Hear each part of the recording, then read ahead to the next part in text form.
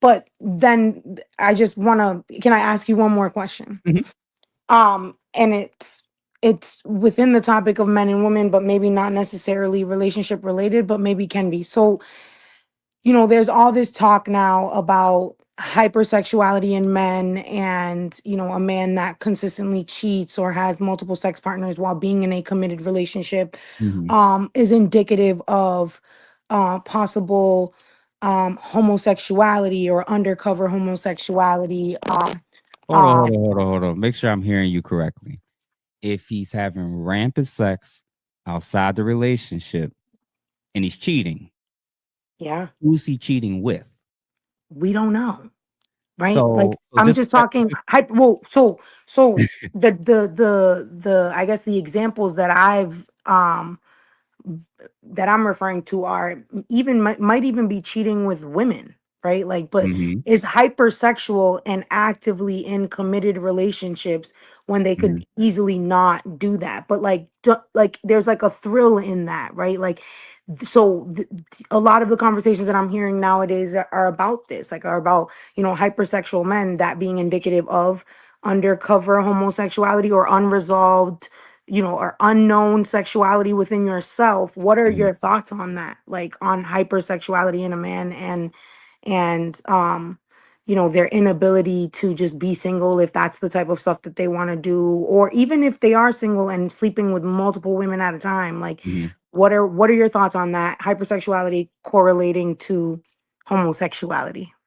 I mean, I've seen this clip going around. Some brothers talking about it. So the women are saying that. I heard a lot of women saying this, and she basically saying that hypersexual men are homosexual, right? Short bus, that should be right up your alley, especially for black women. They tend to love homosexual men more than they love straight men. They sleep with the homosexual man, but then they blame the DL men. They blame the DL man, but knowing they sleep with homosexual men. That's why it's hard to really trust women, because they're very disingenuous, because they're like cats. They like to like hide and piss and fucking in secrecy. And then they try to act like, oh, you don't see me piss. You don't see me shit. I don't have sex. But then they be like, well, all I do is go home and go to work. And then they pop out 6 months pregnant, or 4 months pregnant. Like, I thought you just went home and went to work. It's come on. All this continues to be, and I'm gonna keep this short and simple. It just continues to be a shaming contest. They want to shame men to do what they want to shame men for men to do what they say do. That's it. They want men to be monogamous because biologically they're built to be monogamous, and I think by all the STDs, or I'm on this prep, I'm on that prep, or I did this or I did that.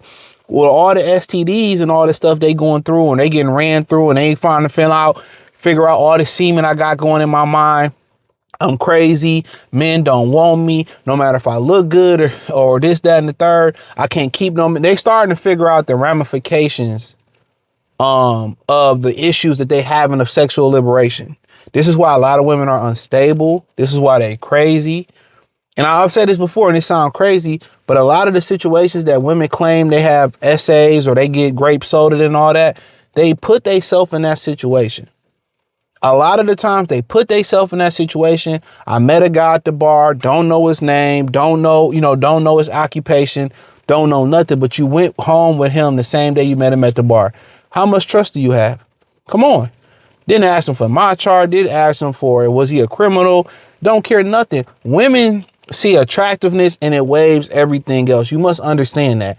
That's why this new video on the T app is going around. Shout out to Average Man Unplugged, where the women like, oh, we really are sleeping with the same guys. We really are sleeping with 80%. 80% of us are sleeping with the same 20% guys, and women are still. You start to see women. I might do a video on that. Realize what we've been telling y'all. You know what I'm saying? Like, come on now. But the whole thing about it, are there some hypersexual guys that will hump anything? Absolutely. But a lot of times when you dealing with those type of guys, it's drugs involved. They're drug addicts. I ain't talking about no weed. You start getting into ecstasy. You start getting into pink cocaine, powder, all that. Like, the dude that played for the Patriots. I'm gonna just say that. You know, the guy came out on Tasha K and, you know, made some allegations about him and say, you know, he bad for both teams. I mean, I think we all knew that. You know what I'm saying? But he super hype. Anytime that you got a hypersexual dude that just a hump anything, like, you know, Charlie Sheen a minute to do, a lot of times I'm gonna say about 98% of the time, drug use, and they don't identify as bad for both teams, drug use is involved. I'm telling you, drug use is involved.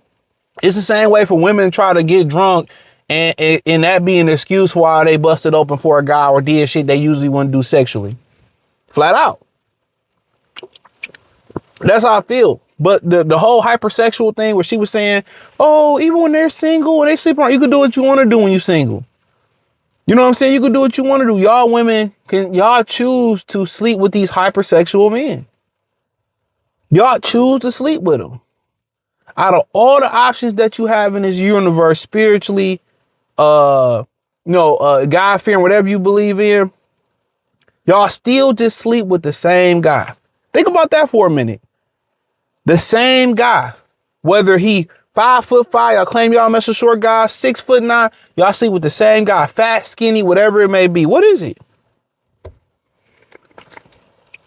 Don't blame a guy because, but he's in a relationship. Guess what? Maybe he love you for the person you are. I know it's hard to fathom that for most women, that a man can actually love you for you, right? Because you don't bring nothing else to the table, but just like sexually going other places. Come on. Maybe your box ain't all that. Maybe your sex ain't all that. But he love you because he love you for the person you are. I ain't saying it's right or wrong. That's for you to determine. You know what I'm saying? You know how hard it is for a guy to find a woman that's loyal, trustworthy, that you can see to be the mother of your child, and she can sexually satisfy you, and she don't financially bring you down. That's impossible to find. So it's a lot of women out here who got trash box, who got average box or average sex and all that. And guys really love you because you have other important attributes than sex. Right? But this bitch over here, she got great head, or this chick over here, she got a great vagina. The same way how y'all, let me put it for layman's terms. They ain't understand. Women understand this. They act stupid. The same way where y'all got a guy for food, a guy for emotional support, a pipe cleaner, like old girl said in that video I did maybe last year. They come and drop that. You know what I'm saying? You know, the same way y'all try to cover y'all bases, guys try to cover their bases too. I don't understand why women can't understand that. They think they spread their legs and it's just the best thing. Y'all all don't have great box. I was listening. It was Adrian Broner came out there and he did this stupid list about all the women he been with who had this. He said, well, I never had no bad head. You ain't been fucking enough then. There's certainly women out here who don't know how to do it. A lot of guys that's listening right here ain't never popped off here. I guarantee you it. And there's some girls that's phenomenal at it. It's some girls that refuse to do it.